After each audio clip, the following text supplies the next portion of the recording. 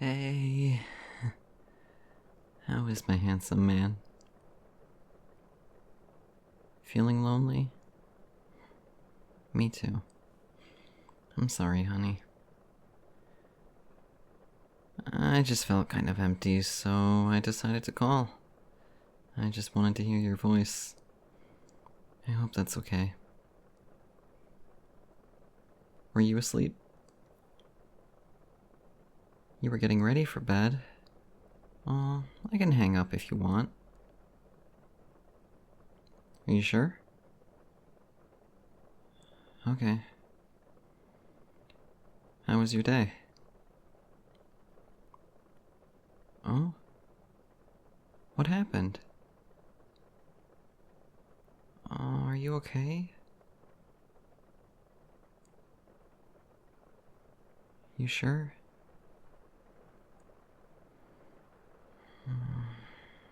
Alright. Thank you for telling me. I'm here, baby. I'm here. Myself? Uh, it was alright. We had a rush at the end, and some drunk lady tried to flirt with me at the bar. I told her I was already taken and that she was barking up the wrong tree, and she started meowing like a cat instead. It was kinda cute, but I had to call a cab for her since she was clearly not fit to drive. And then when I was walking home, a homeless guy asked me if I had any food on me. I told him I didn't have any food, but I did have some water, and I handed him my canteen.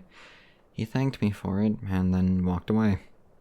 And I was too nervous to tell him that I only meant to give him a drink, not the whole canteen. It's okay, it was only $20. And he probably needed it more than me. I can get another one. Anyway, when I was making supper, one of the songs you sent me came up on my playlist. And... well, it reminded me of you. Which made me really happy, but also really sad because it made me realize how much I want to see you. And when I sat down to eat, Poppy jumped into my lap and curled up in a ball. And I don't know why, but it made me tear up. The only person I could cuddle with was my cat. I wanted it to be you. I just really want to see you. I guess we should be thankful that we live in a day and age where we can talk to each other even when we're miles apart. Back in the old days, others were not so fortunate. But that still doesn't change the fact that I want to be there with you. I've never gotten to hug you or cuddle with you. I know you don't like to be kissed, but I'd like to just hold you at least once. If you ever get to come down here, I'll take you to Euro Mug and buy us a couple nacho bowls. And I'll personally serve you a few drinks. And if I ever come to where you are, you need to show me your stash of nerd stuff. I really want to see it in person. That plushie is literally the most huggable looking thing I have ever seen. I want to squish it. Yes, I do. I just want to give it the biggest squish. And I want to try some of the local food there. The way you describe your meals there makes it all sound so amazing. It's amazing to me, honey. I don't get to be around it all the time. That reminds me. Have you been getting enough to eat? You're being honest, right? Sorry if I'm being annoying. I just want you to be healthy and well fed. Because I care about you, baby. I guess I'm kind of contradicting myself by keeping you awake, but I'm feeling lonely and I want to hear my boyfriend's voice. Yeah. Just like that. Hey. If I was there with you, lying beside you in bed, What would you want to do? Really? That sounds nice. We should do that then. When we meet up. No, I wouldn't mind. That sounds great, actually. Oh, Poppy just hopped up on my bed. Want to say hi? Hi, Poppy. Look who it is. Oh, you're so soft. You get the best of pets. Good kitty.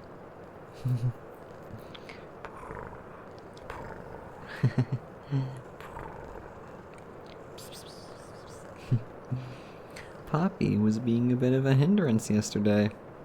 I was doing a sketch and she hopped up on the table and sat on my laptop, then was like, "Pet me, please." It was at the worst time, too.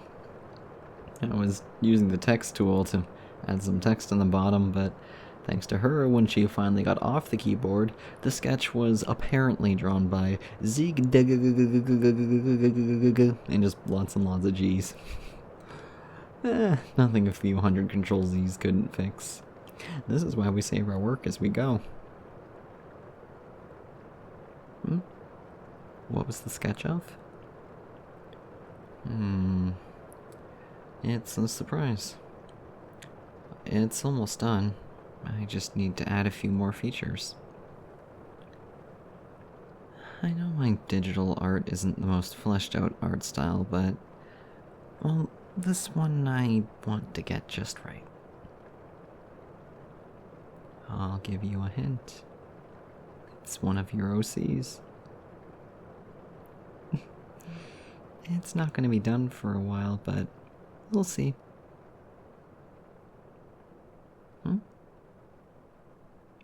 I mean, you're welcome, maybe.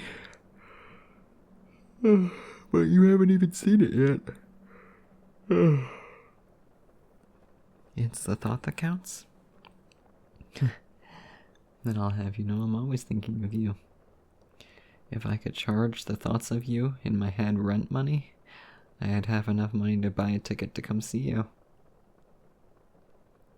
Hush. I like stupidly romantic fluff. You know that.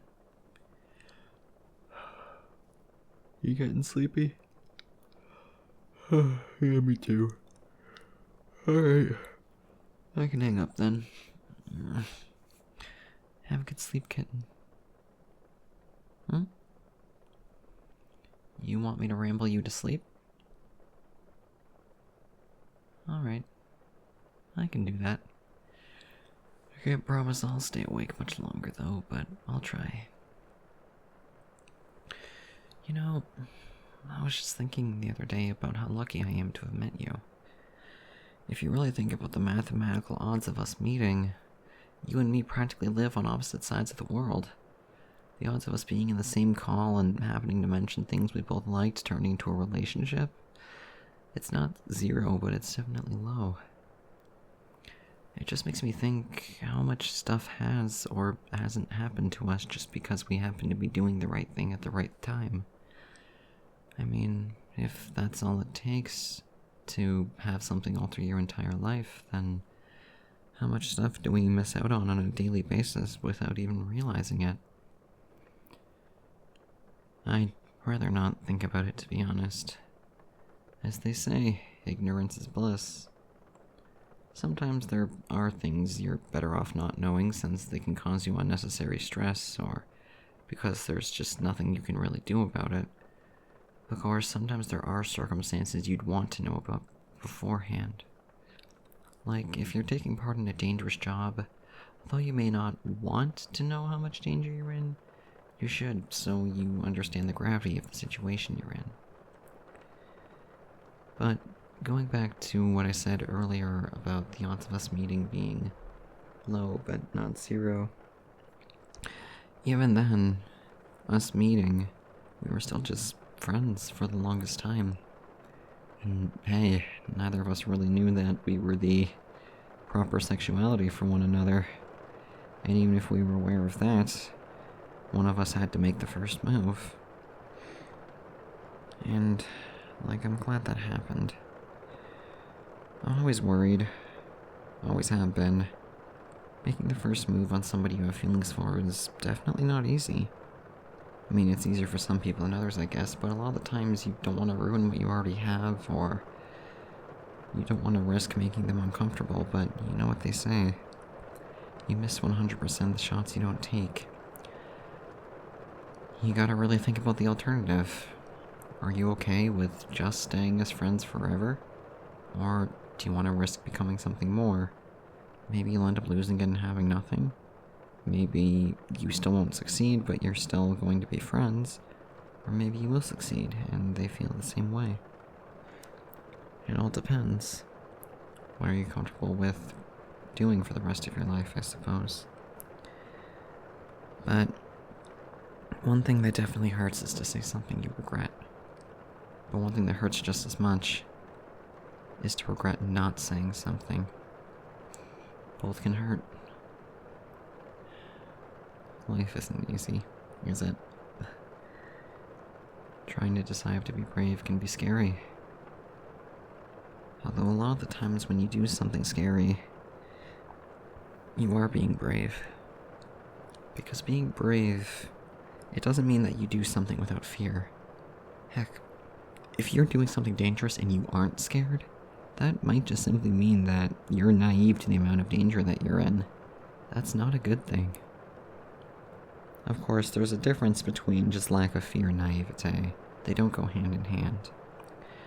But what I was going to say was a lot of the times if you're doing something that scares you, and you're afraid, but you're doing it anyway, that's the definition of bravery. Being able to act while still being afraid. Being brave is not all about not being scared.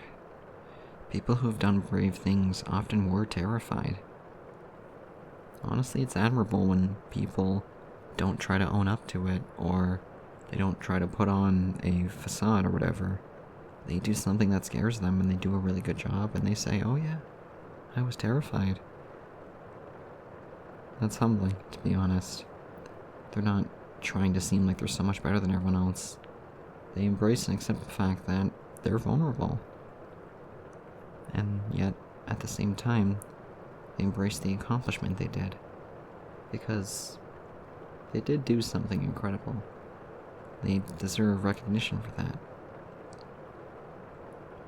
Well, at the end of the day, Rome wasn't built in a day. Alright, those two sayings don't go very well together, but my point still stands as things take time. Self-improvement can be difficult. Taking a step with someone can be difficult. Doing something scary can be difficult. As long as you don't give up, that's fine. You can go at your own pace. It doesn't apply to every situation, but more often than not, you can fail 100 times. You only have to get it right once. And that's what really matters. As long as you succeed, the failures you went through was just the road there. I personally believe that it's the results that are important. The means are, of course, important as well. But at the end of the day, if you accomplish something, you're allowed to be proud of it. You shouldn't be disregarded for the amount of hard